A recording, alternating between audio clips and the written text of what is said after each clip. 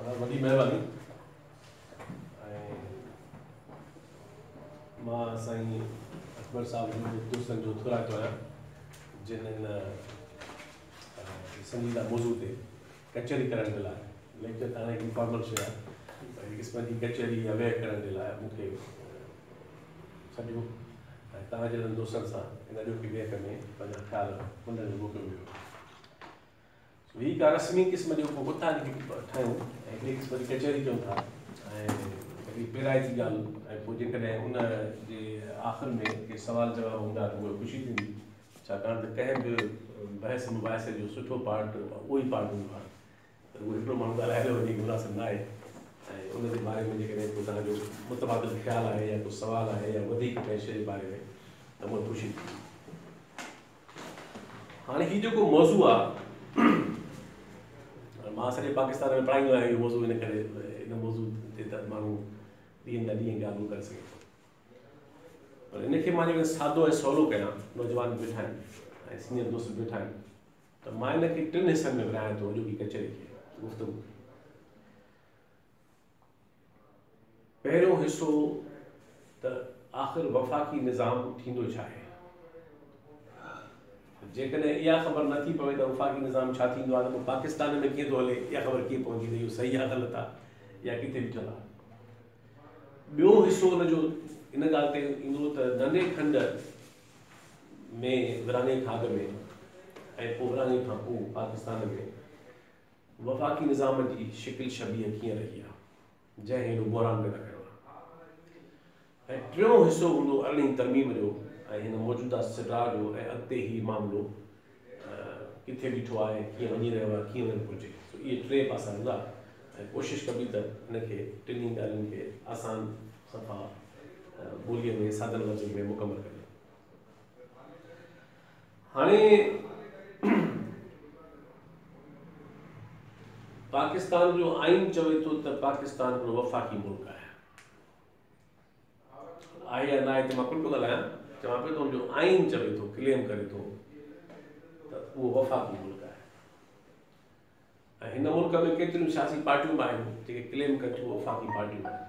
इतफ़ाक़ सां मूंखे गुज़िरियल 17 सालनि खां PMLN समेत मुल्क जे इन्हनि सभिनी पार्टियुनि जे लीडरशिप खे, मथीं लेवल जे सेनेटर्स खे, पार्लियामेंटेरियंस खे रेगुलर पढ़ाइण जो मौक़ो मिलंदो आहे। मां इस्लामाबाद में पढ़ाईंदो आहियां, मांखे हाणे बि पिप्स में पढ़ायां थो, उन में सेनेटर सभु इन्हनि पार्टियुनि जा वेठा आहिनि, ॿिया माण्हू वेठल आहिनि, पार्लियामेंटेरियन वेठल आहिनि।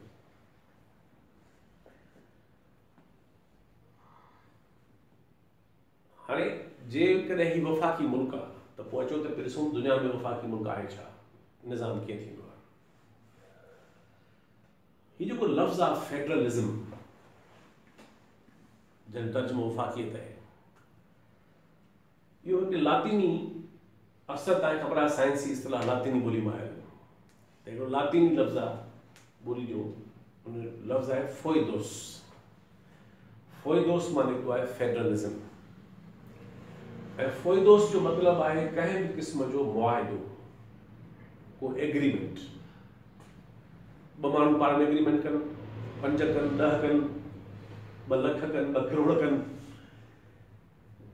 कंहिं बि क़िस्म जो गॾियल वहिंवार या गॾियल मुआहिदो, को एग्रीमेंट, उहो कंहिं क़िस्म जो हुजे, उहो हिकिड़े क़िस्म जो फोइदोस आहे या उहा शिकिल आहे। हाणे जेकॾहिं मुआहिदनि जी सियासी शिकिल खणबी, ऐं जॾहिं मां चवां थो सियासी त माना रियासती, छाकाणि त जेको लफ़्ज़ सियासत आहे उहो दरअसल रियासत मां ई निकितल आहे। पॉलिटिक्स निकितो आहे पोलिटी मां, पोलिटी माना रियासत, स्टेट। त पॉलिटिक्स जो मतिलबु ई आहे त बिज़नेस ऑफ दी स्टेट, रियासत खे कीअं हलाइजे इनखे चइबो आहे सियासत। त जेकॾहिं इंसानी तारीख़ में गॾियल मुआहिदनि जो हिकिड़ो सियासी पासो खणबो त इन जो मतिलबु आहे इहो थियो फेडरलिज़म। हाणे जंहिं ज़माने में दुनिया में बादशाहतूं, शहनशाहतूं, ट्राइबलिस्ट दौर, सरदारी निज़ाम हो, अञा किथे किथे आहे, या इन मकरूह निज़ाम जी बाक़ियात अञा किथे किथे आहे, सरदारी निज़ाम है, नवाबी निज़ाम है। असांजे ख़्याल में सॼो फ्रॉड आहे, असां दुनिया जे कंहिं बि सरदारी निज़ाम खे नथा मञूं, ऐं न असां नवाबनि खे था मञूं। इहो सॼो क़दीम ज़माने जो हिकिड़ो इंसान दुश्मन निज़ाम आहे जंहिंखे असां तस्लीम नथा कयूं, पर बहरहाल मौजूदु आहे। दुनिया में केतिरियूं बुछड़ायूं आहिनि जेके दुनिया में असांखे क़बूल न आहिनि, पर मौजूदु आहिनि। सो हाणे जदीद इंसानी तारीख़ में जेको पहिरियों आइन ठहियो, कॉन्स्टिट्यूशन ठहियो, ऐं जदीद इंसानी तारीख़ में जेका पहिरीं रियासत ठही, जेका वफ़ाक़ी रियासत चवराए थी, उहो तारीख़ जो हिकिड़ो इतफ़ाक़ आहे। ऐं पाण सभिनी खे ख़बर आहे त इंसानी तारीख़ रुॻो रिथाबंदी मां कोन जुड़ी आहे, इंसानी तारीख़ अणतय थियल शयुनि मां बि जुड़ी आहे। माना शयूं तय थियल न आहिनि। इंसानी तारीख़ खे हादसनि शेप कयो आहे, इंसानी तारीख़ खे अणथियलनि शयुनि कयो आहे, ओतियुनि शयुनि कयो आहे। इन करे जंगनि, ॿोॾियुनि, वबाउनि ऐं इंसानी तारीख़ भरी पई आहे। इन करे इंसानी तारीख़ रुॻो तय थियल शयुनि जी मोहताज न आहे। हाणे हीउ जेको कॉलोनियल दौरु हो, जेको बेठकती निज़ाम ऐं दौरु हो, उहो दौरु त ज़ाहिर आहे कि सनती इनक़लाब जी ऐं सरमाएदारी जी पैदावार हो। ऐं उन हवाले सां जेको दुनिया जो पहिरियों वफ़ाक़ी मुल्क ठहियो ऐं पहिरियों वफ़ाक़ी आइन ठहियो, उनजो इतफ़ाक़ ई आहे, दिलचस्प पासो इहो आहे त 1776 में जंहिंखे अॼु चऊं था असां अमेरिका, USA, इहो उन ज़माने में हिकिड़ियूं ब्रिटिश कॉलोनियूं हुयूं। ये बेठकतूं, जीअं हिंदुस्तान बेठकतूं, जीअं उहे ज़मीन ते स्पेनिश ऐं अंग्रेज़नि जूं ऐं फ्रांस जूं मुख़्तलिफ़ इन्हनि एम्पायर्स जूं सल्तनतूं ऐं बेठकतूं। त इहे जेके 13 स्टेट्स हुयूं, माना 13 बरतानवी बेठकतूं हुयूं, कॉलोनियूं हुयूं, उन्हनि पाण मुरादो नेठि थकिजी 1776 में ऐलान आज़ादी करे छॾियो त बाबा अॼु खां पोइ असां बरतानिया जा ग़ुलाम न आहियूं।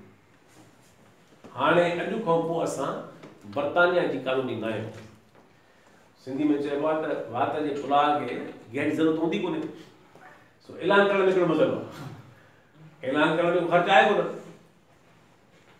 पर सुवाल इहो आहे त हुननि खे ऐलान करण खां पोइ सुवाल ज़हन में आयो त इहो बचाइबो कीअं ऐलान, इहो ऐलान वाकई सस्टेन करे, इहो बचे ऐं वाकई असां आज़ाद हुजूं, इहो कीअं थींदो?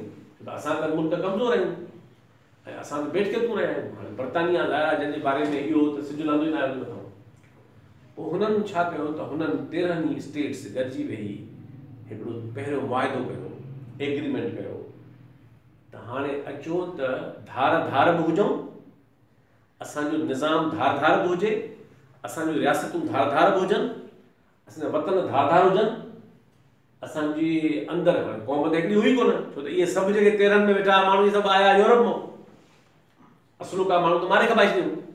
इन करे दरअसल इहे 13 ई मुल्क पनाहगीरनि जा मुल्क हुआ। असुलुकनि माण्हुनि खे हुननि मारे थोरो करे छॾियो त क़ौम चई सघनि न पिया पाण खे, पर हुननि चयो त इहे 13 जेके मुल्क आहिनि, वतन आहिनि, इन्हनि खे सलामत रखूं था। 13 खे सलामत रखंदे पोइ हुननि चयो त हाणे अचो त इनखे मॉडिफाई करे कन्फीडरेशन मां फेराए कयूं फेडरेशन।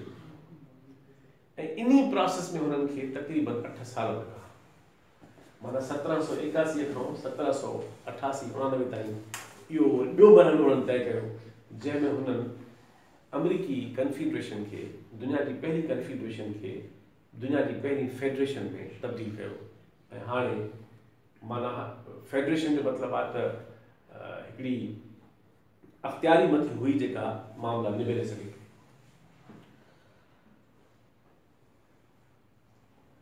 इन विच में मां ॿी ॻाल्हि तव्हांखे ज़रूरु कयां, छो त सवलो थींदो अॻिते सवलो कमु थींदो असां लाइ। दुनिया में नज़रियाती बीहकुनि खां सवाइ दुनिया में हिन वक़्तु बि 3 निज़ाम आहिनि टोटल। हेसि ताईं बदिलायो मां 4:15 ताईं।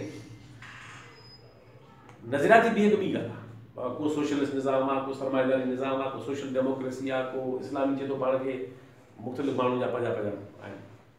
पर इंतिज़ामी बीहक जेका आहे उनजे ख़्याल खां ॾिसबो त दुनिया में जेके बि सियासी निज़ाम आहिनि उहे 3 क़िस्मनि जा आहिनि।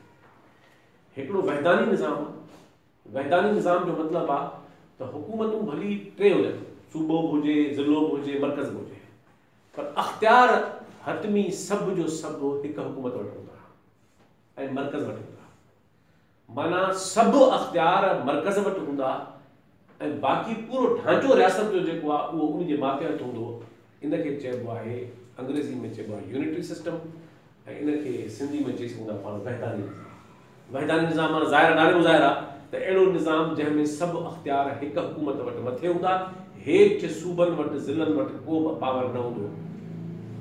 जीअं चाइना आहे मिसाल आहे सोशलिस्ट मुल्क पर आहे वहदानी, या मिसाल तौर सऊदी अरब सराए पाण इस्लामी थो आहे, इस्लामी कोन पर आहे वहदानी।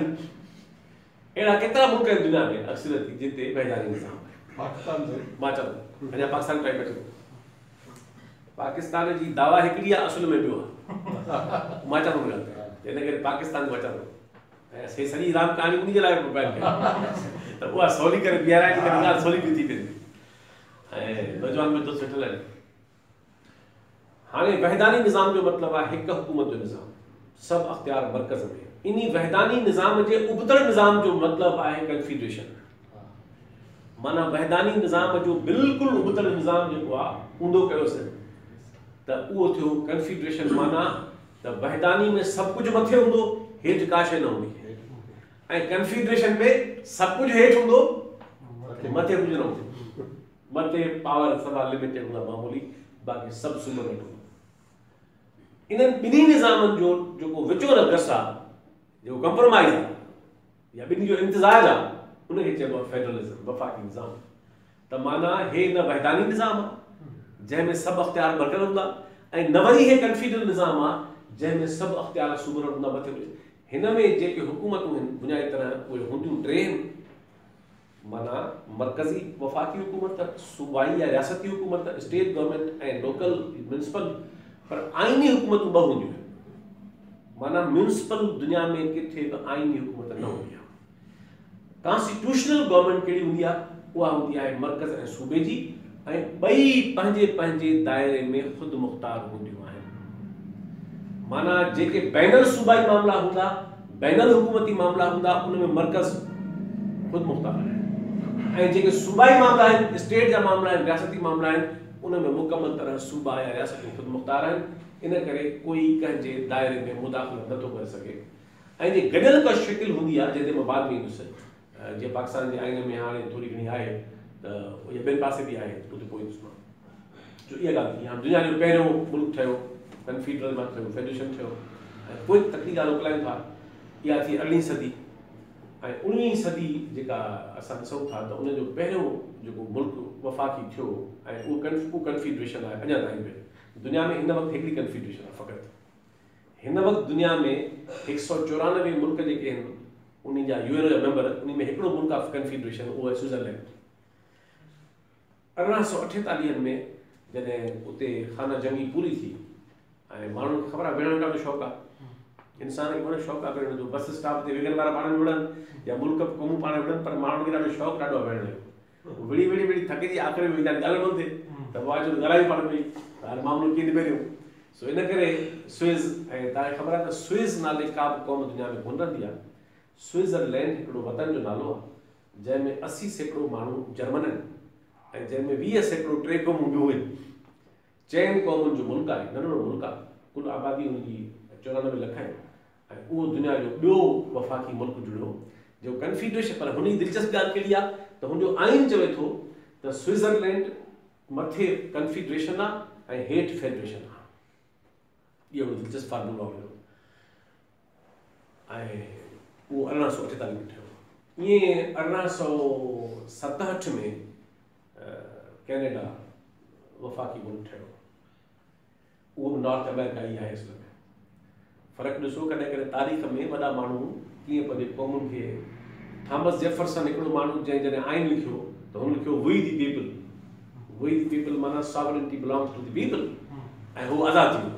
ऐं कैनेडा वारनि वटि पोइ थॉमस जेफरसन कोन हो जेको आइन लिखण वक़्तु ईअं लिखी आहे, हुननि चयो असां वफ़ादार रहंदासीं कॉमनवेल्थ सां, उन्हनि सां, बरतानिया सां। अॼु ताईं कैनेडा कॉन्स्टिट्यूशनल मोनार्की आहे। अॼु बि जेको वज़ीर आज़म आहे उहो हलफ़ खणंदो आहे वफ़ादार कंहिंसां, बरतानवी कोई सां। अॼु बि ऑस्ट्रेलिया कॉन्स्टिट्यूशनल मोनार्की आहे, आइनी बादशाह आहे, माना आहे जेका आहे उहा आइनी आहे, डेमोक्रेसी, पर वरी बि उनजी सेरेमोनियली बीहे कोन आहे। सुभाणे ईअं 1871 में जर्मनी थियो, ऐं वरी 20वीं सदी शुरू थी त 1901 में ऑस्ट्रेलिया थियो, वो कहानी टुकी आहे। हिन वक़्तु ताईं तो मां हाणे जंप करे इहो ॿुधायां त हिन वक़्तु दुनिया में 194 मुल्कनि मंझां कुल 29 मुल्क आहिनि जेके जंहिंजो आइन चवे थो त इहे वफ़ाक़ी मुल्क आहिनि। उन में पहिरियों मुल्क अमेरिका, आख़िरी मुल्क 2015 में नेपाल ऐं उन्हनि 29 में हिकिड़ो पाकिस्तान बि आहे। हाणे उन्हनि 29 में हर क़िस्म जा मुल्क आहिनि, अहिड़ा जुगाड़ी बि आहिनि जेके क्लेम कनि था हिकिड़ो आहिनि ॿियो, ऐं किथे बहितरीन निज़ाम बि आहे। इन करे हाणे मां ॻाल्हि थो कयां फ़िलहाल उन्हनि 29 जे आइन में लिखियलु आहे त बाबा हे मुल्क वफ़ाक़ी मुल्क आहिनि, पर बहरहाल उते ॿिनी क़िस्म जा मुल्क मौजूदु आहिनि। हाणे इन सॼी सूरत हाल जो मतिलबु थियो त हाणे मां इन कंक्लूड कयां पहिरें पार्ट खे, त कंक्लूड हीअं था करे सघूं पाण त दुनिया में 29 मुल्क आहिनि, उन में कुझु शयूं कॉमन आहिनि। मिसाल तौर दुनिया में को बि मुल्क वफ़ाक़ी थी सघे नथो जेसि ताईं घण क़ौमी न आहे, या घण वतनी न आहे, या घण सकाफ़ती न आहे, घण लिसानी न आहे, घण मज़हबी न आहे।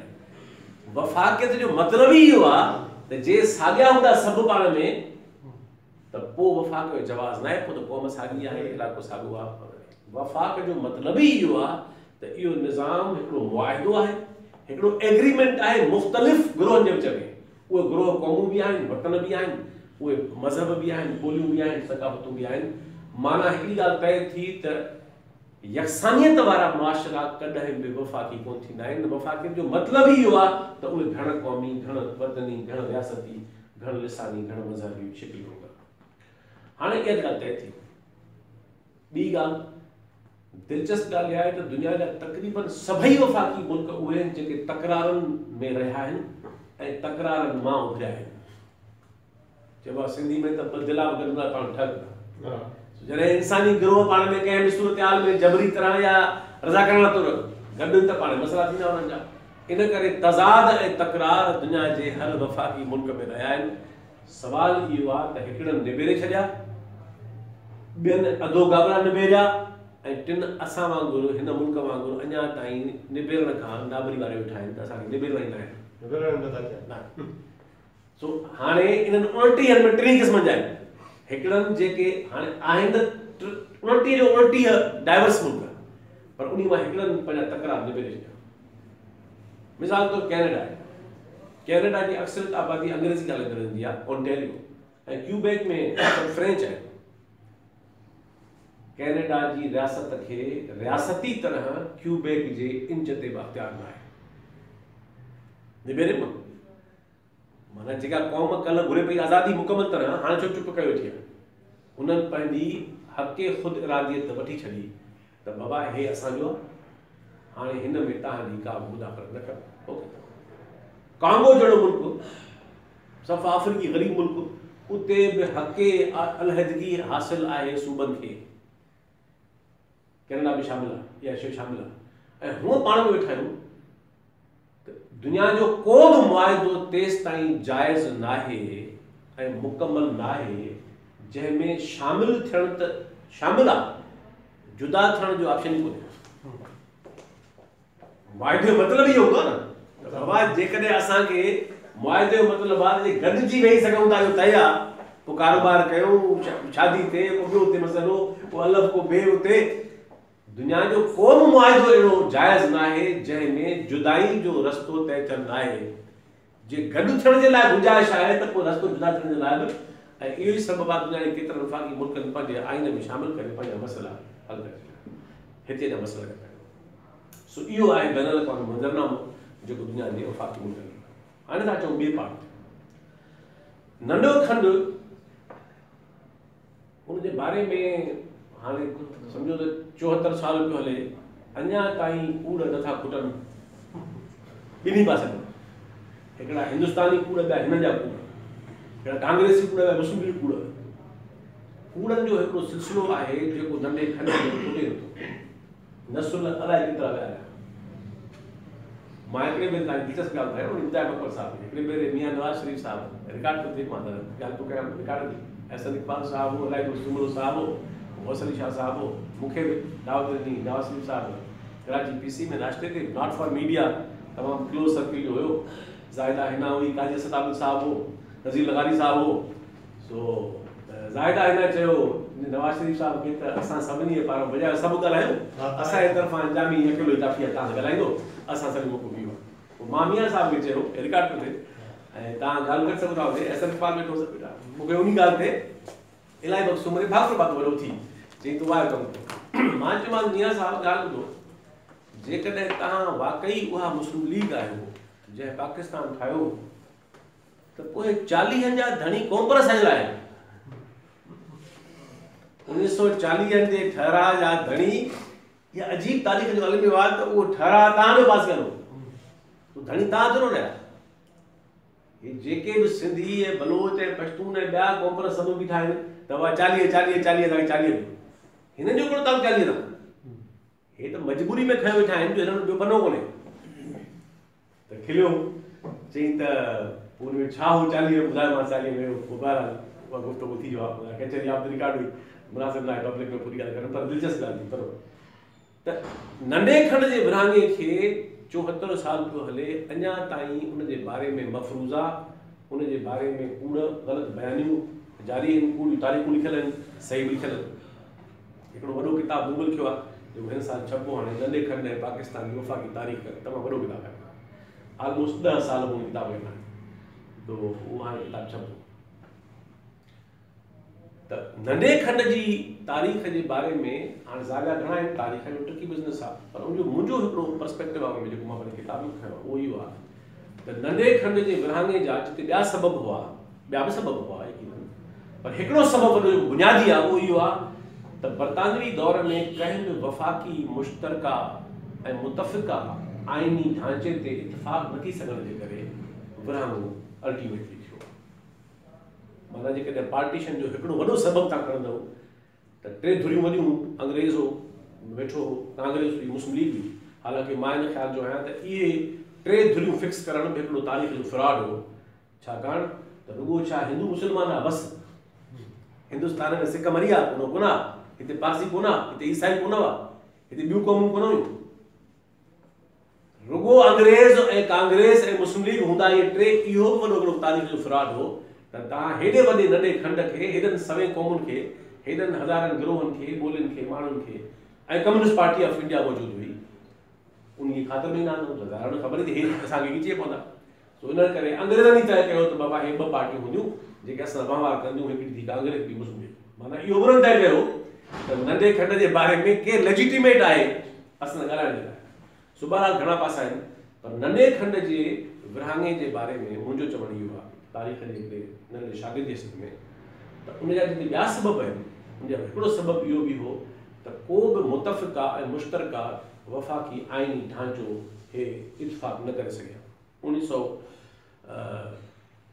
तव्हां सम्झो त 1885 में कांग्रेस ठही आहे कलकत्ते में 1906 में मुस्लिम लीग ठही आहे ढाका में ऐं पोइ वेंदे जेको मिंटो मॉर्ले रिफॉर्म्स 1998 जा पोइ लखनऊ पैक्ट पोइ तव्हां 1919 जो मॉन्टेगो चैंसो रिफॉर्म्स आइनी ऐं उन खां पोइ तव्हां ईंदो त 1927 जी साइमन कमीशन 28 जी नेहरू रिपोर्ट ऐं वरी 28 में जिन्ना साहब जा नुक़्ता 14 जवाबी ऐं वरी 1930 में इक़बाल जो ख़ुतबो वरी 1930-31 में राउंड टेबल कॉन्फ्रेंस लंडन जी ऐं वेंदे वेंदे 1935 जो आख़िरी ब्रिटिश इंडिया एक्ट त इहो सॼो जेको दौर तव्हां ॾिसंदो ऐं 40 जी करारदाद वेंदे 46 जी कैबिनेट मिशन माना 46 में भी इहो बहस पहलियो त भला इन खे पार्टीशन खे खणी हेॾो लिखी सघूं हा उहो ॻाल्हायां थो तोसां त नंढे खंड जी तारीख़ जे अलमियन मां हिकिड़ो अलमियो इहो बि आहे त जीअं त उन ज़माने में अंग्रेज़नि जी हिकिड़ी ज़ाहिर आहे कॉलोनियल पॉलिसी हुई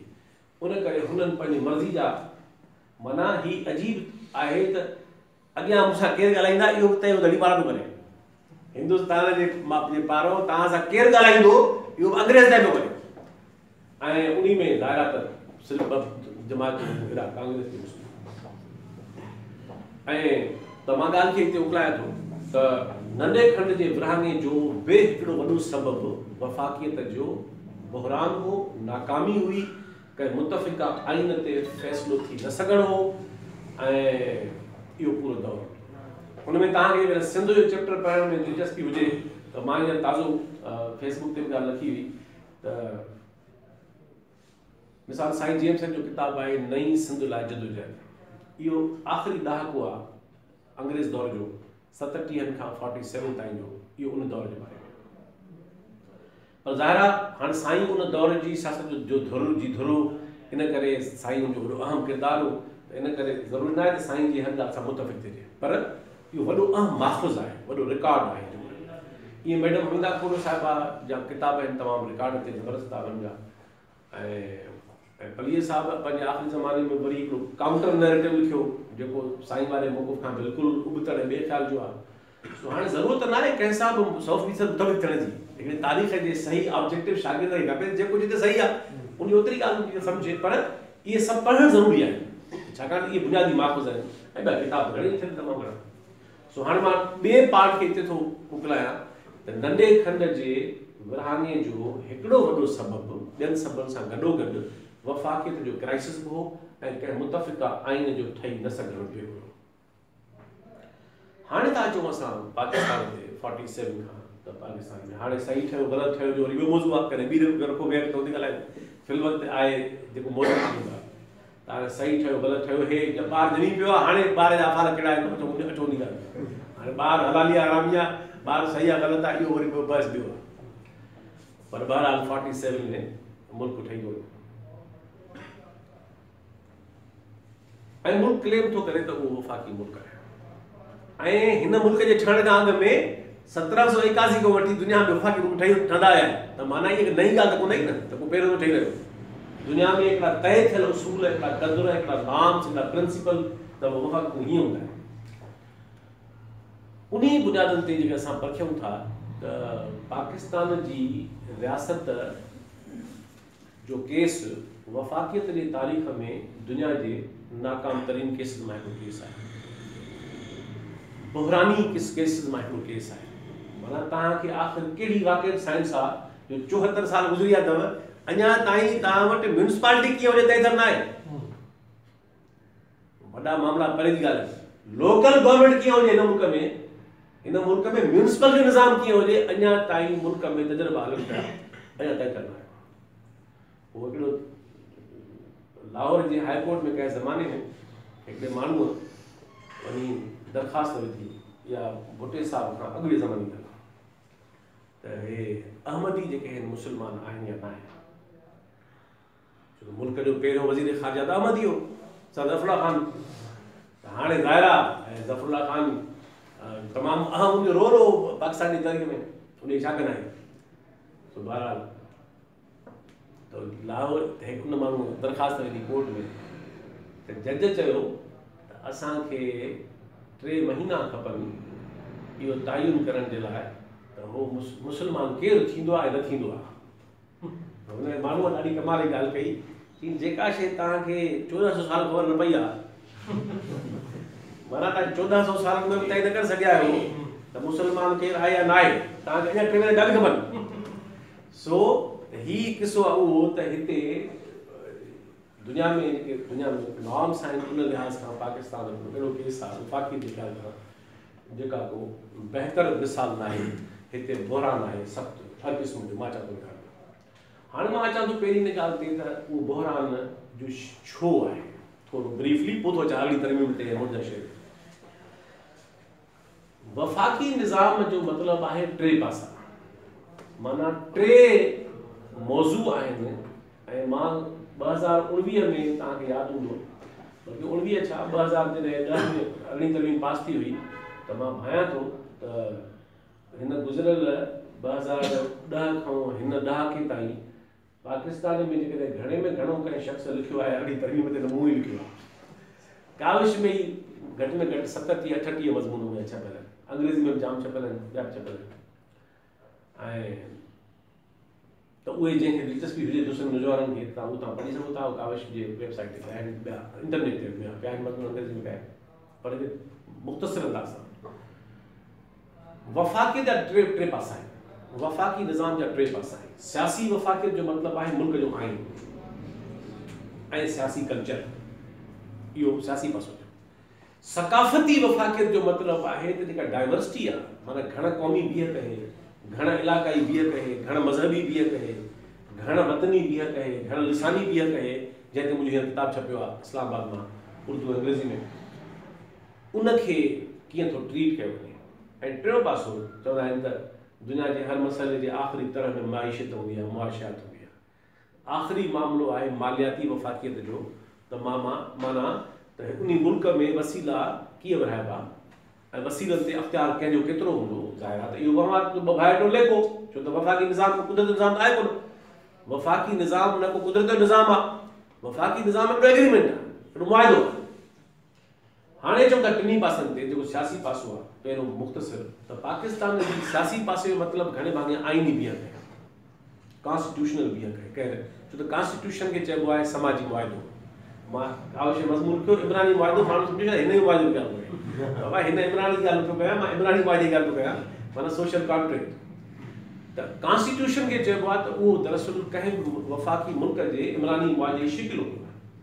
हाणे पाकिस्तान ते हिकिड़ो ब्रीफ ॾींदो था ॾियूं आइनी तरह, त पाकिस्तान खे जेको पहिरियों आइनी ढांचो विरसे में मिलियो बरतानिया खां, उहो दरअसल 1935 जो इंडिया एक्ट, माना त 1935 जो इंडिया एक्ट हो, जंहिंखे हुन नालो बदिलाए साॻी शइ खे ॿी बोतल में विझी लेबल न वणी, हुननि चयो बाबा 1947 इंडिपेंडेंस एक्ट, माना हे 1947 जो आज़ादी जो एक्ट आहे।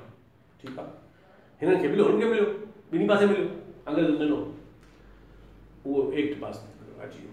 पर उन एक्ट जे मिलण शर्त इहो बि उन में शामिल थी वियो त इहो फ़क़ति तेसि ताईं कारगर हूंदो ऐं वैलिड हूंदो जेसि ताईं तव्हां पंहिंजो न ठाहींदव। माना जे तव्हां हफ़्ते में ठाहियो त इहो छुटो, सुभाणे ठाहियो त छुटो। माना गवर्नर जनरल खे अख़्तियार हुआ, गवर्नर जनरल खे अख़्तियार हुआ त उहो सिंगल हैंडेडली अकेले सिर्फ़ हुनखे पावर हुआ, असेंबली खां सवाइ, पार्लियामेंट खां सवाइ, जिना साहब अकेलो बि पंहिंजे बिस्तरे ते बीमारीअ ते लिखणु चाहे हा त इनखे बदिलाए सघियो थे, कोन बदिलायो। हाणे इहो थियो, एक्ट मिलियो, हिंदुस्तान वारनि 1949 में पंहिंजो ठाहे छॾियो नओं आइन, ऐं उहो पियो हले। उहा ॿी ॻाल्हि आहे त उहो बि आइन अहिड़ो ई बकवास आहे, सुठो आइन कोन्हे। मां पढ़ाईंदो आहियां कॉन्स्टिट्यूशन, इन करे मूंखे ख़बर आहे त उन में रिपीट ख़राबियूं, इहो असां वटि अञा ॿुधायो उहो भलो आहे। उते सूबनि ठाहिण जो अख़्तियार मर्कज़ खे आहे, सूबनि खे टोड़ण जो अख़्तियार मर्कज़ खे आहे, उते अञा बि कंकरन लिस्ट आहे। हिंदुस्तान जे आइन में वॾा फंडामेंटल प्रॉब्लम्स आहिनि वफ़ाक़ी तरह, पर बहरहाल जेको अधो मनो ने ठाहियूं पंहिंजो हलनि पिया। पाकिस्तान में छा थियो त 9 साल उहो बरतानवी आइन हलंदो रहियो, जंहिंखे रद्द करे 38 में हिननि मुतालबो कयो त असांखे पंहिंजो मुल्क ॾियो। माना जंहिं अब्दुल्ला हारून जी सदारत हेठि कराची में जेको हारून बंगले ते इजलास जो 38 में पहिरियों मुतालबो कयो, उहो इन रद्द कयो 35 खे। माना त जंहिं आइन खे रद्द करे तव्हां पंहिंजे लाइ जुदा मुल्क घुरियो हो, उन्ही खे जॾहिं तव्हांखे मिलियो हो त तव्हां उनखे 9 साल हलायो, 9 साल। हालांकि दिलचस्प ॻाल्हि इहा आहे त अंग्रेज़नि 35 में ठाहियो त 47 में मुल्क वियो, माना उते एतिरो टाइम हलियो, हिननि हुनखे हलायो 9 साल। पहिरियों दफ़ो पाकिस्तान जो आइन ठहियो 56, ऐं हाणे मां जंहिं ज़माने में मां शुरू में हिन कम ते तहक़ीक़ कमु शुरू कयो 2007-8 में किताब ते, त मां सभु आइन पढ़िया त मूंखे पहिरें धक सां ॾाढी हैरत थी त घणे में घणी ख़ुदमुख़्तारी पाकिस्तान जे कंहिं बि आइन में आहे त 56, यानी 73 में एतिरी कोन्हे। मां पहिरीं सोचियो त आख़िर अहिड़ा अशराफ़ थिया जो उन ज़माने में एॾा जो अशराफ़ थिया जो ख़ुदमुख़्तारी ॾिनो। पोइ वरी मूंखे फ़ौरन ज़हन में आयो त 56 खां अॻु में 1 साल अॻु में ओलह पाकिस्तान में थी वन यूनिट टाइम, त माना त इहा ख़ुदमुख़्तारी कंहिंखे हुई या ओलह पाकिस्तान में हुई। माना इहा ख़ुदमुख़्तारी सिंध में कोन हुई या बलूचिस्तान में कोन हुई, ॿियनि सूबनि में कोन हुई, इहा ख़ुदमुख़्तारी हुई हिकिड़ो हुननि खे ॾिनऊं त बाबा ठीकु आहे, तव्हांखे ॾियूं था बंगालियुनि खे तुरो टको पिसाए सघियो, ॿी इहा ओलह पाकिस्तान खे ई। इन करे हिकिड़ो बज़ाहिर ख़ुदमुख़्तारी तमामु घणी आहे उन में। 56 जो आइन ईअं ठहियो, उन में 3 बुनियादी ख़राबियूं आहिनि। मुद्दे ते मां ॻाल्हि कयां। पहिरीं ख़राबी इहा आहे त 56 जो आइन 1 यूनिट में ठहियो त माना जॾहिं असां हाणे तव्हां मूंखे ॿुधायो जे वफ़ाक़ जो मतिलबु आहे मुआइदो, वफ़ाक़ जो मतिलबु आहे एग्रीमेंट, वफ़ाक़ जो मतिलबु आहे मुतफ़िक़ा एग्रीमेंट, त पोइ इहो कीअं मुमकिन आहे? धुरियूं हूंदियूं ई कोन, धड़ी हूंदा ई कोन, जिन सां मुआइदो आहे उहे धड़ी हूंदा ई कोन, ऐं पोइ तव्हां कहिड़ो मुआइदो आहे? पोइ मुंहिंजो मतिलबु आहे त कंहिंजो कंहिंसां मुआइदो? 56 जो आइन, मां इहा ॻाल्हि हिते कोन पियो चवां, रिकॉर्ड ते हले पई, मां मुल्क जे हर फोरम ते वेंदे CSS एकेडमी खे पढ़ाईंदो आहियां लाहौर में, उते बि इहो ई चवंदो आहियां त इहो नाजाइज़ ग़लति आइन हो, गैर वफ़ाक़ी आइन हो, छाकाणि त मुल्क जे रियासत जो मुआइदो करण वारियूं धुरियूं ऐं सूबा ओलह पाकिस्तान में गुम हुआ। तव्हां ॿुधाए छॾियो मुआइदो। ॿी ॻाल्हि उन ख़राबी कहिड़ी आहे? ॿी ख़राबी उन में इहा आहे त सेनेट उन में आहे कोन।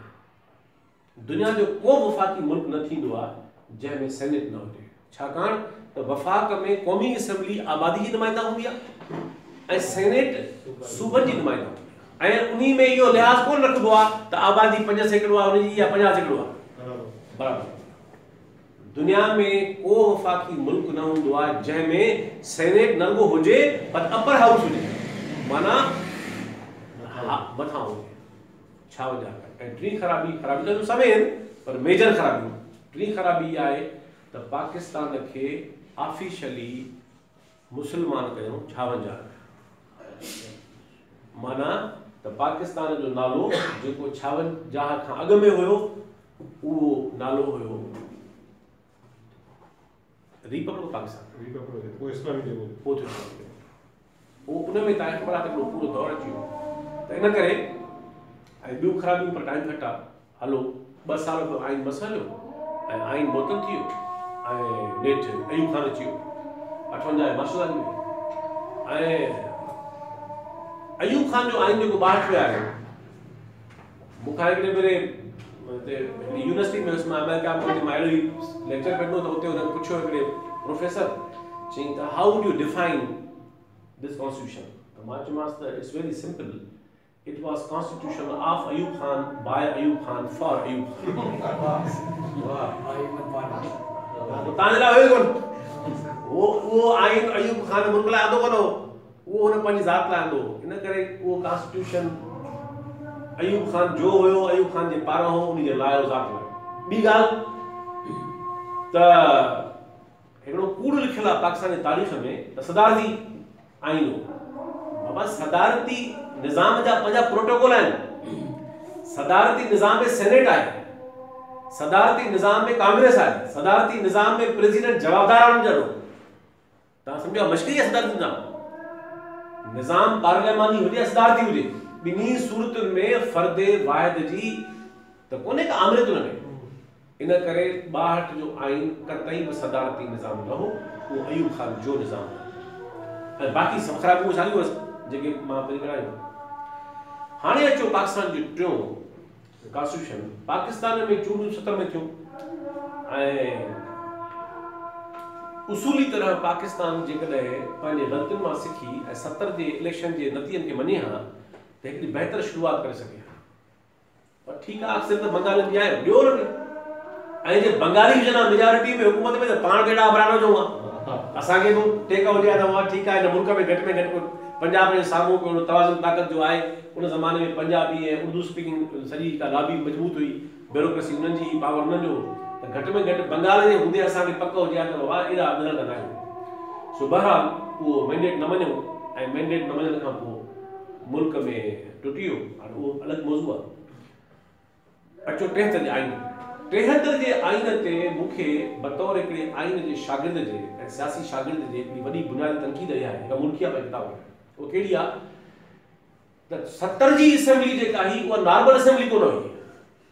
70 जी असेंबली आइन साज़ असेंबली जे लाइ चूंडनी असेंबली हुई ऐं हर असेंबली न हूंदी आहे आइन साज़। हीअ असेंबली सुभाणे फ़ैसिलो करणु चाहे आइन ठाहिणो न, तव्हांखे पावर ई कोन्हे। जेका असेंबली आइन ठाहींदी आहे उनजो पहिरीं ऐलान करणो पवंदो आहे त बाबा हीअ असेंबली तमामु सेंसिटिव आहे, हसास आहे, अहम आहे, हीअ अचे ई न करे थी आइन ठाहींदी। हर को सोचींदो आहे त बाबा कहिड़ी पार्टी अचे, कहिड़ो माण्हू अचे, कहिड़ा असांजे जॾहिं 70 जी असेंबली खे तव्हां न मञो, मैंडेट खे न मञो ऐं बंगालियुनि जो अक्सरती मैंडेट तव्हां तस्लीम न कयो, त पोइ 44% खे कहिड़ो अख़्तियार हो त उहा उन मां आइन ठाहे। हिकिड़ो बुनियादी उसूली इख़्तिलाफ़ आहे त बाबा हिकिड़े पार्लियामेंट जो 56% वियो हलियो, हिकिड़े पार्लियामेंट जो 56% वियो हलियो, 44% खे को दुनिया में को प्रिंसिपल आहे को अहिड़ो त 44% खे को कोरम हूंदो आहे। इन करे मुंहिंजो चवण इहो आहे त they should have gone back to the people of Pakistan. हिननि खे खपंदो त तव्हां वरी वापसि वराए वञो हा मुल्क जे माण्हुनि ॾे, बचियल मुल्क जे माण्हुनि ॾे, त बाबा हाणे ठीकु आहे वियो, हाणे ॿीं सां इलेक्शन करायूं ऐं तव्हां ॾिसो हा त नतीजा केॾा मुख़्तलिफ़ अचनि।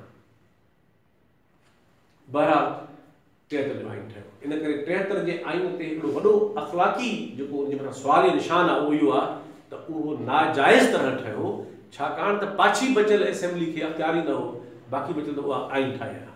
इहो अख़्तियार वरी कंहिं नई चूंडियल असेंबली खे हुजे हा जेका तव्हां इलेक्शन करायो आहे, बहरहाल कोन थी।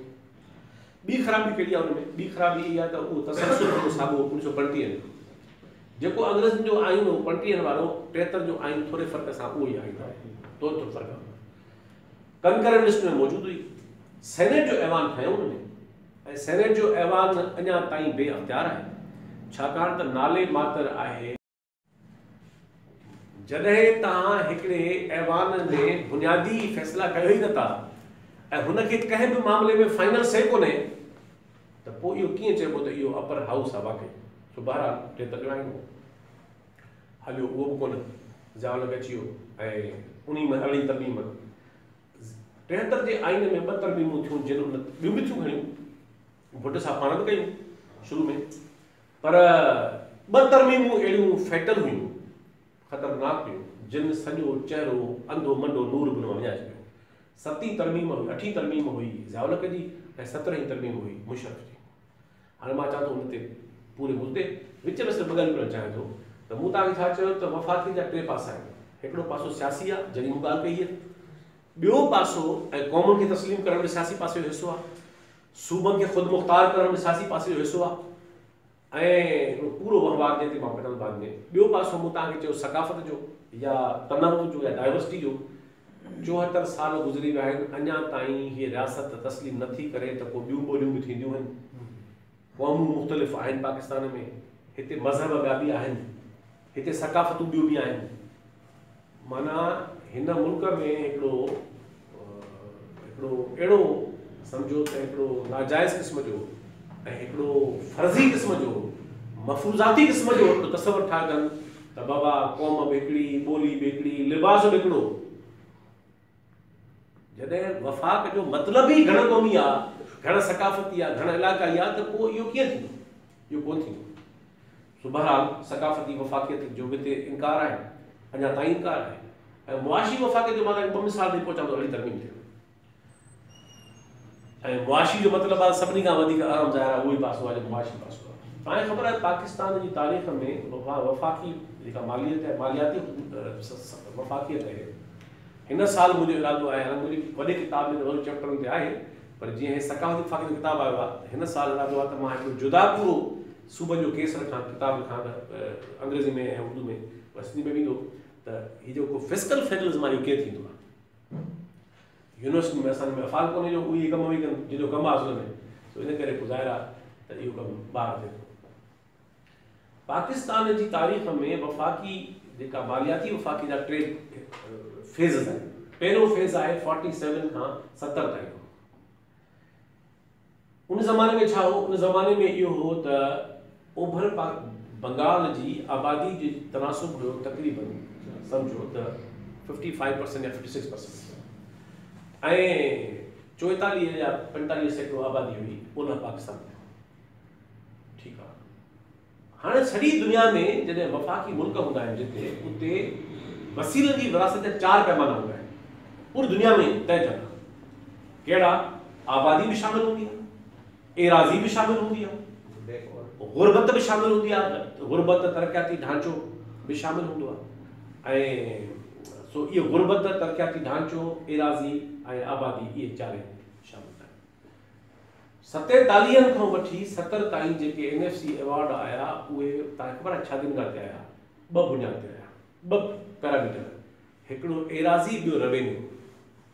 हाणे रेवेन्यू में बि हेज़ोर कराची जे करे बेसिकली जो सामूंडी बंदरगाह हिन पासे हो, ऐं एराज़ी में माना आबादी में ओलह ओभर बंगाल में थियो, एराज़ी में वरी हे ओलह पाकिस्तान में थियो। हिननि चयो बाबा आबादी शामिल ई न आहे, गुरबत शामिल ई न आहे, फ़क़ति ऐं फ़क़ति एराज़ी ऐं आमदनी वसीला उन्ही में दायरा जोड़ थी। हो दाऊ कंदा रहिया, उन्हनि खे आख़िर ताईं टको न मिलियो इन ॻाल्हि। जीअं ई ओभर बंगाल वियो, ऐं भुट्टे साहब जे ज़माने में पहिरियों अवार्ड आयो 74 में भुट्टे साहब पहिरियों अवार्ड आयो। तव्हांखे ॿुधी छिक न भरजो, न रुगो उबतो कयूं पर उबते खे बि उबतो कयूं, उबतो न सोलो हुजे चयूं हाणे फ़क़ति ऐं फ़क़ति आबादी जे बुनियाद ते थींदो। हाणे छाजी एराज़ी, छो जे एराज़ी पिया कनि त पोइ बलूचिस्तान को खणे, छो पाकिस्तान जेको अॼोको पाकिस्तान आहे उनजी 43% एराज़ी बलूचिस्तान में आहे। हाणे 43% जेके चइबो आहे, इनखे चइबो आहे टेक्निकल ॿोली में इनवर्स पॉपुलेशन डेंसिटी, त माना केतिरी वॾी एराज़ी वंडिया आबादी इन कॾो हिसाब कबो आहे, उनमें त निकिरी ईंदो आहे। हाणे चयूं त रेवेन्यू बि न, उहो सिंध खे फ़ाइदो ॾिया, एराज़ी बि न, उहो हुते फ़ाइदो ॾिया, ऐं गुरबत त हुनखे फ़ाइदो ॾिया। नतीजे में हिननि चयो त बाबा खा वताए खा, फ़क़ति ऐं फ़क़ति आबादी जे बुनियाद ते, छाकाणि त बाक़ी बचियल पाकिस्तान में 56% आबादी पंजाब में आहे। इहो अवार्ड आयो पहिरियों 74 में, ऐं परवेज़ मुशर्रफ जे दौर ताईं 6 अवार्ड आया, माना 6 अवार्ड मुशर्रफ ॾिनो। इन्ही विच में हिकिड़ो ॿियो धाड़ो लॻो, उहो धाड़ो इहो लॻो त जॾहिं ही मलिक मेराज ख़ालिद आयो केयरटेकर थी वज़ीर आज़म 3 महीननि जे लाइ, हाणे माण्हू त अशराफ हो, अशराफ त हुयो, असांखे शक न आहे, ग़रीब माण्हू, पर शराफ़त खे पचाए खाइबो आहे न। मलिक मेराज ख़ालिद, जेकॾहिं को माण्हू शरीफ़ आहे ऐं गुॾो आहे, को माण्हू अशराफ आहे ऐं उहो डमी आहे, उहो त हुन हरामी खां वधीक ख़राबु थियो न, उहो त हुन ॾिठे वाइठे हरामी खां वधीक कमज़ोर तव्हांखे तबाह कंदड़ आहे। मलिक मेराज हाणे छोला खपाईंदो, चांहि खपाईंदो, जेको वणेसि खपाईंदो, पर हिते असांजो खानो ख़राबु करे वियो। छा कयईं, जो जेका विरासत जो तनासुब हूंदो हो पाकिस्तान में, उहो कहिड़ो हूंदो हो त 80% वसीला वेंदा हुआ सूबनि ऐं 20% वसीला वेंदा हुआ मर्कज़ में। न ख़ैर में न आहे 80 ऐं 20 जो तनासुब कीअं फेराईं? 3 महीननि लाइ आयल हुकूमत जो को अख़्तियार ई न आहे, जंहिंखे को पावर ई न आहे, उन छा कयो, उन 80 ऐं 20 जे तनासुब खे वर्ल्ड बैंक जे शर्तनि ते ऐं एस्टेब्लिशमेंट शर्तनि ते, मेनली वर्ल्ड बैंक शर्तो, उहा अञा अणे करे उन्हनि छा फेरायो, 20% करे छॾियऊं 67.5, माना मर्कज़ जो शेयर जेको 20% हो उहो थियो 67.5, ऐं जेको सूबनि जो गॾियल शेयर हो, माना टोटल सूबनि जो गॾियल शेयर, उहो वञी बीठो 33%, 32.5, माना चारई सूबा मिलाए 33% ऐं मर्कज़ अकेलो 67%, जीअं वर्ल्ड बैंक जा किसूं लाहियूं कमल। पोइ उहो मुशर्रफ जे ज़माने ताईं टको पैसो वधंदो मुशर्रफ जे ज़माने ताईं वञी बीठो 44 ऐं 56%, या वरी उनखे छा बसि टको पैसो वधाए पंहिंजी माण्हुनि खे वरी राज़ी करण लाइ। सो उन खां पोइ अचूं था अरड़ी तरमीम ते, ऐं टियों फेज़ आयो 2009 खां, जंहिं ते असां सो इहो पस मंज़र आहे। त हाणे मां तव्हांखे ॿियो फेज़ पूरो कयो, कहिड़ो त सियासी वफ़ाक़ियत जो मतिलबु आइनी हुकूमत, आइन आहे उनजा इहा हाल आहे, ऐं सकाफ़ती वफ़ाक़ियत जो मतिलबु आहे त उन में डाइवर्सिटी स्कीम कोन थी थिए, ऐं टियों मालियाती वफ़ाक़ियत जो मतिलबु इहो आहे त उन्हनि इहे छुटी आहे। हाणे था अचूं पाण अरड़ी तरमीम ते, हाणे मुंहिंजे ख़्याल में ॻाल्हि सवली थी वेंदी ऐं सवलो थी वेंदो सम्झाइण। 2006 में ॿिनि पार्टियुनि PMLN ऐं पीपल्स पार्टी वारनि ॿई दंगियल आहे, सो ॿिन्ही दुरनि लंडन में हिकिड़ो इज्तिमा कयो, इजलास कयो, ऐं जंहिंमें ॿिन्ही जमातुनि तय कयो, जंहिंखे हिकिड़ो चवनि था चार्टर ऑफ डेमोक्रेसी। उन में 14 पॉइंटूं, उन में उन्हनि इहो तय कयो जेकॾहिं असां मां हाणे का बि हुकूमत पार्टी हुकूमत में आई त ॿी सहकार कंदी, ऐं हिन नुक़्तनि ते पाकिस्तान जे आइन खे वरी रिफॉर्म कयो वेंदो ऐं शयुनि खे बदिलियो वेंदो। बहरहाल उन हवाले सां छा थियो त जेका चार्टर ऑफ डेमोक्रेसी साइन थी हुई उन जे बुनियाद ते 2008 में जॾहिं मुशर्रफ वियो हुयो ऐं हुकूमत नहीं आई त पोइ उन प्रोसेस जी शुरूआत थी ऐं अरिड़हीं तरमीम आइनी तरमीम जेका आहे उहा 2010 में शुरू थी ऐं 2011 जे जून में उन जी इम्प्लीमेंटेशन ऑफिशियली ख़तमु थी वई। माना 10 में शुरू थियो प्रोसेस ऐं 2011 जे 3 जून ताईं डेडलाइन हुई इम्प्लीमेंटेशन। उहा ॿी ॻाल्हि आहे त अञा ताईं बि इम्प्लीमेंट कोन थियो आहे प्रॉपर। हाणे था चऊं त इहा अरिड़हीं तरमीम छा आहे ऐं वधीक छा थियणु खपे। अरिड़हीं आइनी तरमीम मुंहिंजे ख़्याल में असांजे तवक़ुआत मुताबिक़ त न आहे ज़ाहिर आहे, असांजे ख़्वाहिश मुताबिक़ त न आहे, उहा असांजी लिस्ट वॾी आहे, असांजी फरमाइश जी लिस्ट वॾी आहे, असांजा मुताबिक़ घणा वॾा आहिनि। पर वरी बि जेको अधो मनो टको पैसो मुल्क जे हिसाब सां उन में मुल्क जी जेका तारीख़ ॿुधाई था वञूं उन हिसाब सां इहा हिकिड़ो वॾो क़दम हो ऐं हिकिड़ो बहितर क़दम हो।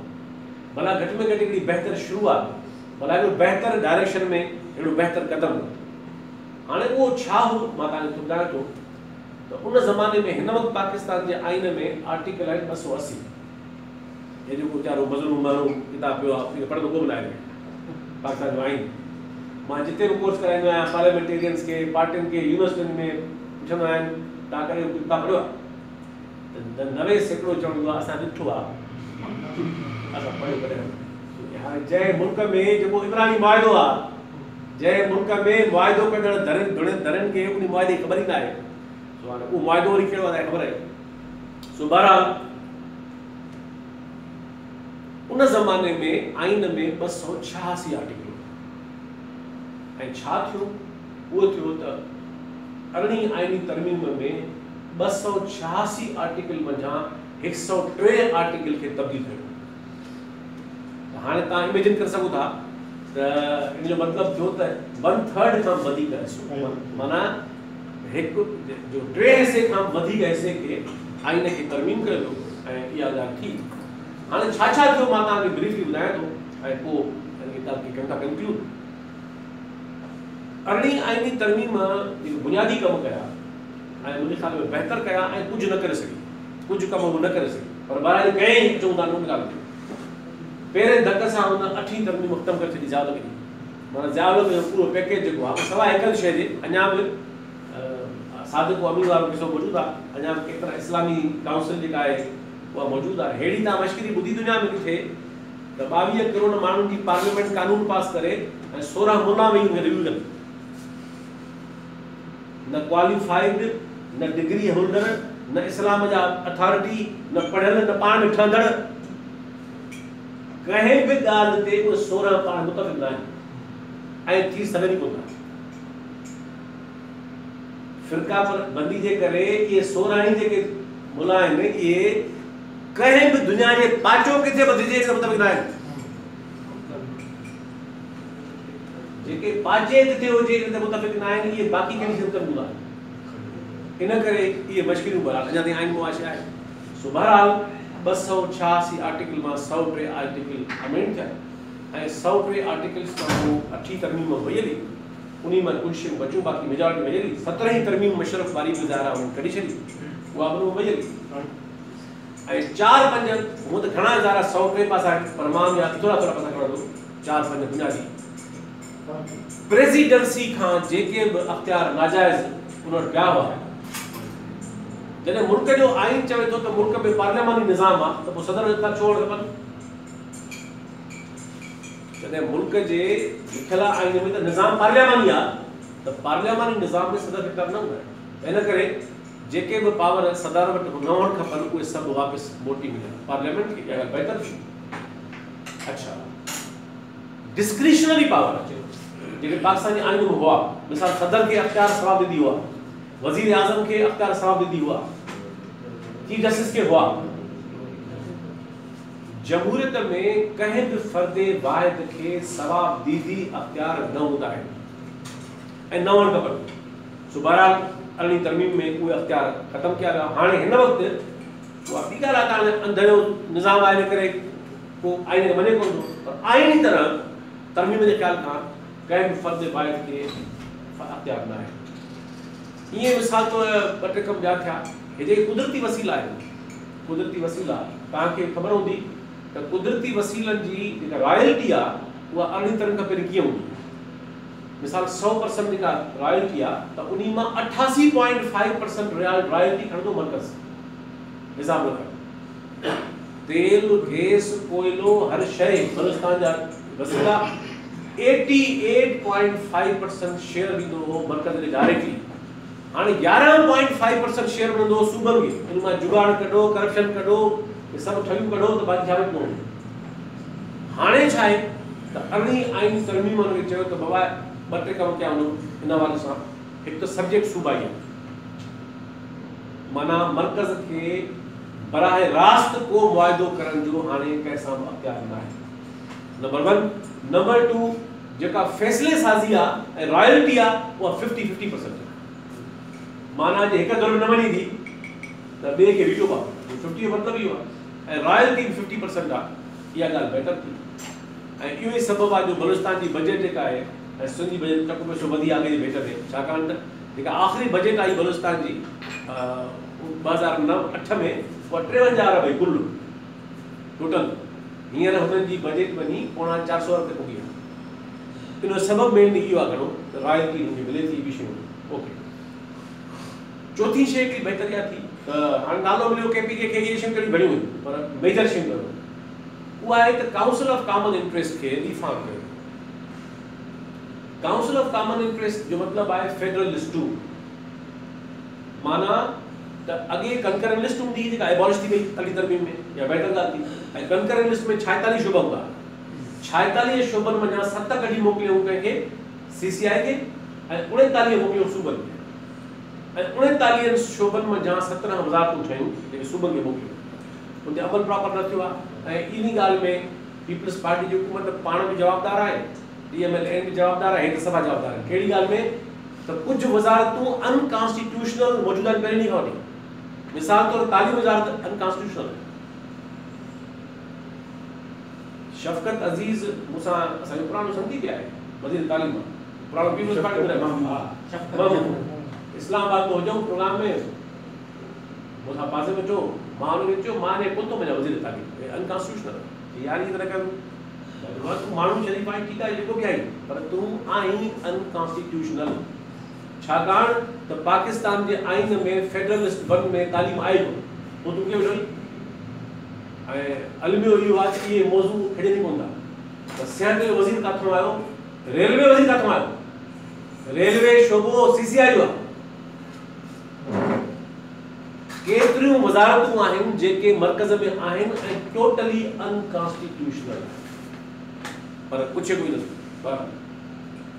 सो इन लिहाज़ खां काउंसिल ऑफ कॉमन इंटरेस्ट में रिफॉर्म थी ऐं उन में रिफॉर्म कहिड़ी शयूं थियूं पर 3 शयूं थियूं हिकिड़ो त उनखे परमानेंट सेक्रेटेरिएट मिलणो हो ऐं तव्हांखे ॿुधी अफ़सोस थींदो त माना इहो तय थी वियो त इनखे पंहिंजो पर अञा ताईं कोन 2010 में तय थियो आहे 2021 में उनखे सेक्रेटेरिएट बने कोन्हे बाक़ी उनखे रिफॉर्म कयो उनखे ईअं कयो त सूबनि जी नुमाइंदगी बहितर कई वई ऐं उन में स्ट्रक्चरल उनखे बैलेंस कयो शयूं बहितर थियूं सो ईअं अरिड़हीं आइन ऐं हिकिड़ी ॿी शइ थी जेका मां आख़िर में ॿुधाइण चाहियां हींअर ई त जेको 8हों NFC अवॉर्ड आहे 7हों NFC अवॉर्ड आहे जेको मुशर्रफ ज़माने में पीपल्स पार्टी जी गवर्नमेंट में 2009 में उन में छा कयो उन में हिकिड़ो बहितर कमु इहो थियो त जेको मालियाती तक़सीम जो रेशो हो त माना 44% खयो पए सूबनि ऐं 56 खयो पए मर्कज़ त हिन NFC अवॉर्ड उनखे उहिदो करे ॾिनो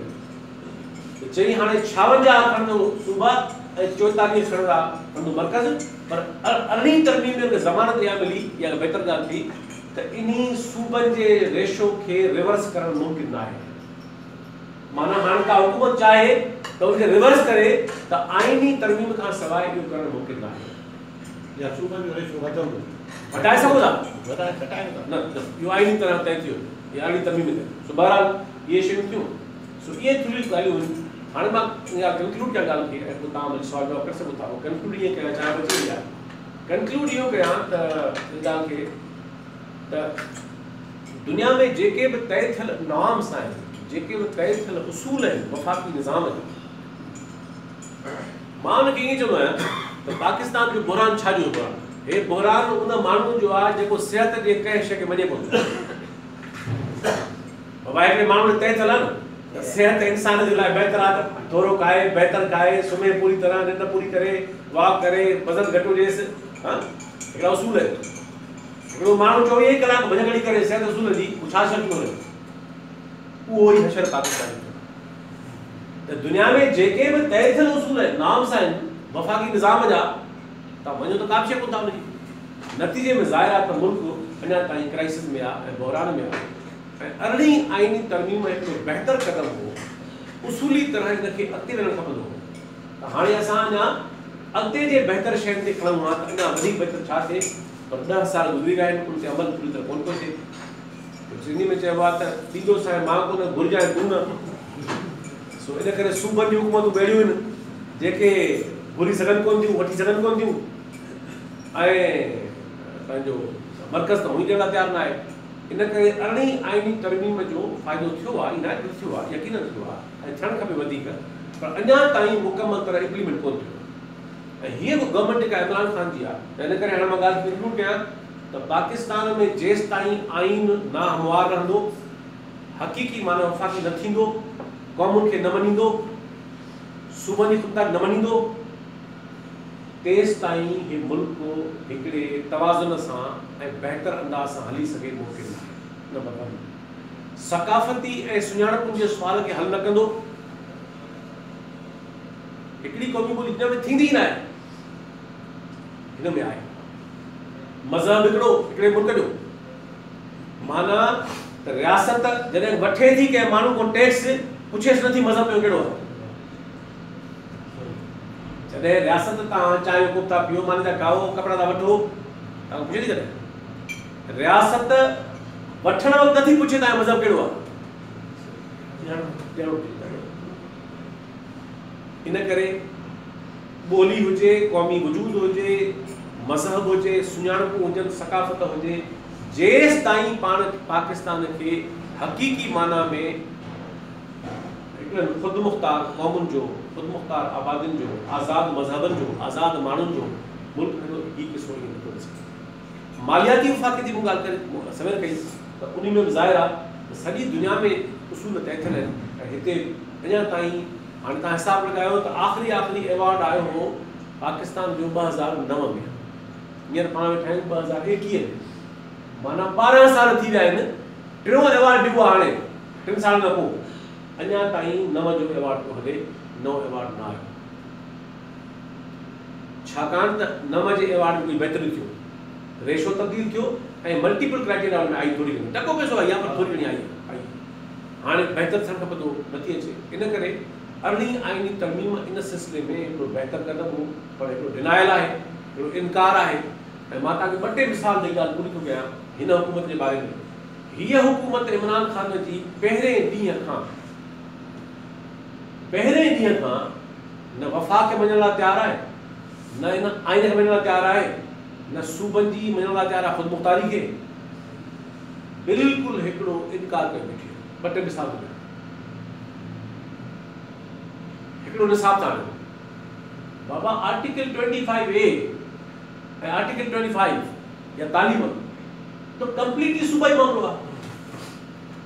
फेडरल लिस्ट 1 में किथे ज़िक्र ई कोन्हे तालीम जो, माना तालीम सां वाबस्ता को बि मामलो वफ़ाक़ जो मामलो नाहे, वींदे वज़ारत गैर आईनी आहे। हाणे हींअर बहस पियो हले त असां कमीशन ठाहियो आहे, असां ठाहियूं पिया नओं तालीमी निसाब अनकॉन्स्टिट्यूशनल। NFC अवार्ड न पियो अचे। सेंसस खे आईनी तरह हर 10 साल अचणो आहे, छो त हिकिड़ी सेंसस ते 2 NFC अवार्ड ईंदा। सेंसस अञा ताईं रुकी पई, जहिड़ी बि जुगाड़ी अंधी मंडी थी आहे उहा बि रुकी पई। साॻी तरह तव्हां ॾिसंदो त सूबनि जे मामले में मुदाख़लत रोज़ जो मामूल आहे। त मालियाती मामला हुजनि, बैनुल हुकूमती मामला हुजनि, अच्छा काउंसिल ऑफ कॉमन इंटरेस्ट जेको हाईएस्ट इदारो आहे तकरार निबेरण जो, उन जे लाइ आइन चवे थो त उन जो हर 3 महीने इजलास ऑब्लिगेटरी आहे, हर 3 महीने। ऐं हर 2 NFC अवार्ड्स जी रिपोर्ट सेनेट ऐं क़ौमी असेंबली में पेश कंदी आहे। का रिपोर्ट नथी अचे, को इजलास को थो थिए ऐं को बहस शइ अचे कोन थी। इन करे ॼण अमली तरह जेका अरड़ी तरमीम आहे उहा सर्द खाने में पई आहे। त इन करे सूबाई ख़ुदि मुख़्तारी हुजे, मालियाती मामला हुजनि, काउंसिल ऑफ कॉमन इंटरेस्ट हुजे, रॉयल्टी हुजे। तव्हांखे ख़बर आहे हिन वक़्तु GST ऑन सर्विसिस जेको पाण चांहि पीऊं था न, छो पूरी दुनिया में सभ खां वॾो टैक्स इहो हूंदो आहे,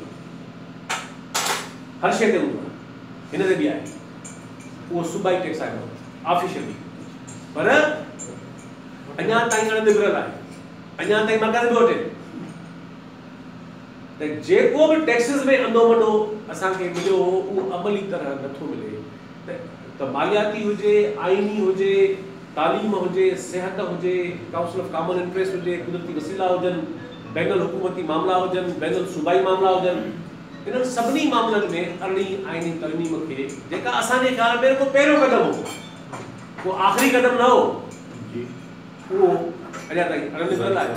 इन करे पाकिस्तान जे अंदरि जेको वफ़ाक़ियत जो बहरान आहे, क़ौमी सुवाल आहे, जमहूरियत जो बहरान आहे, आइनी बहरान आहे, इदारती बहरान आहे, सूबाई बहरान आहे, हुकूमती बहरान आहे, उहो ॾींहों ॾींहुं ख़राबु पियो थिए, निबेरजे न पियो, बहितर न पियो थिए। ऐं ज़ाहिर आहे कीअं निबरंदो जॾहिं तव्हां सही वहिंवार न कंदव। त मां सम्झां थो त हिन ॻाल्हि खे पूरो था कयूं त इहो सॼो पस मंज़र आहे अरड़ी आइनी तरमीम जो, पाकिस्तान जे ढांचे आइनी जो ऐं पाकिस्तान में वफ़ाक़ियत जो। हाणे मां तव्हांखे हिकिड़ो मिसाल ॿियो बि ॾियणु चाहियां थो त हीउ जेको इमरान ख़ान रोज़ चवे थो त 3% शेयर घटाइबो सूबनि जे मालियाती हिसे मां, मां त हैरान आहियां त कॾहिं भला कोई इन आइन जो ज़रूरु ॿुधो, भला कोई रिलेवेंट शइ पढ़नि भला। आइन में लिखियो पियो आहे त बाबा वफ़ाक़ी हुकूमत का बि हुकूमत सूबनि जो शेयर आइन में तरमीम करण खां सवाइ नथी घटाए सघे। अहिड़ो थो ॻाल्हाए, हिन का ट्यूशन सेंटर खोले ॾिजे कोई आइन पढ़ाए, कोई वफ़ाक़ी निज़ाम पढ़ाए, कोई तक़ाज़ाऊं पढ़ाए। बाक़ी फिल वक़्तु त हे जेको इमरान ख़ान जो दौरु आहे इहो मुकमल तरह पाकिस्तान में जमहूरियत जी, वफ़ाक़ियत जी, आइनी तक़ाज़ाउनि जी नफ़ी ते बीठल आहे। ऐं ज़ाहिर आहे नतीजे में जेको बहरान आहे अॻे ई मौजूदु हो, उहो ईअं न हिन बिना कयो आहे, उहो बहरान ॾींहों ॾींहुं वधीक ख़राबु पियो थिए। ऐं जेसि ताईं इहो सिलसिलो ईअं अॻिते हलंदो तेसि ताईं वधीक ख़राबु थींदो। तव्हांजी महिरबानी को सवाल आहे। Thank U.